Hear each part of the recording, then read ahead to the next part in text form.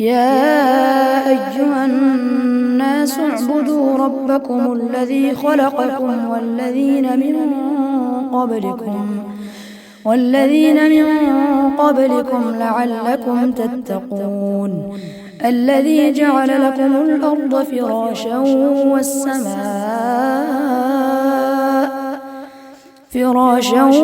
والسماء بناء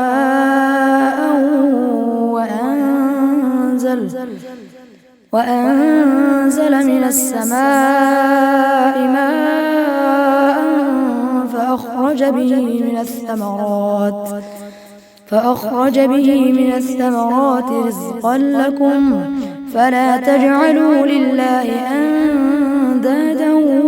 وأنتم تعلمون وإن كنتم في ريب مما نزلنا على عبدنا فأتوا بسورة من مثله وادعوا شهداءكم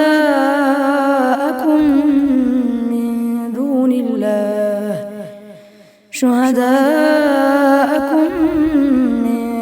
الله إن كنتم صادقين فإن لم تفعلوا ولن تفعلوا فاتقوا النار التي وقودها الناس والحجارة أعدت للكافرين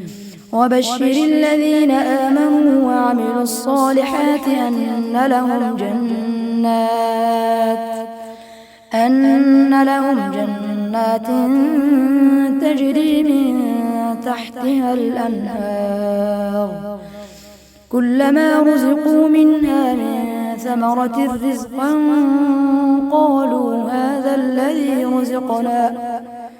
قالوا هذا الذي رزقنا من قبل وأتوا به متشابها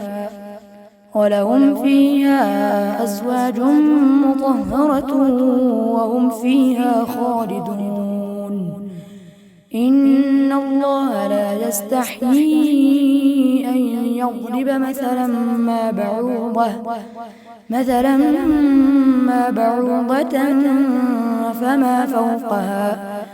فأما الذين آمنوا فيعلمون أنه الحق من ربهم وأما الذين كفروا فيقولون ماذا أراد الله بهذا مثلا يضل به كثيرا ويهدي به كثيرا وما يضل به إلا الفاسقين الذين ينقضون عهد الله من بعد ميثاقه ويقطعون ما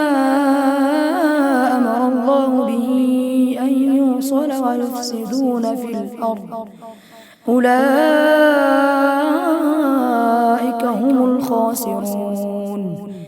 كيف تكفرون بالله وكنتم أمواتا فأحياكم ثم يميتكم ثم يحييكم ثم إليه ترجعون هو الذي خلق لكم ما في الأرض جميعا ثم استوى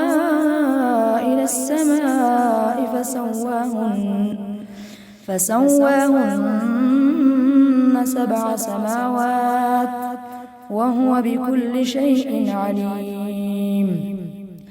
وإذ قال ربك للملائكة إني جاعل في الأرض خليفة